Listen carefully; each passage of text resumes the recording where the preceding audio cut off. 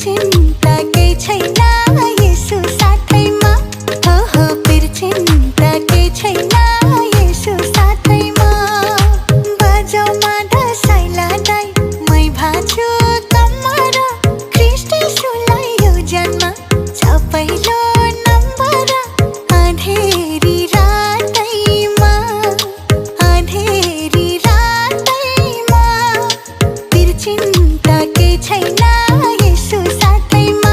हा हा पिर चिन्ता केही छैन येशू साथैमा।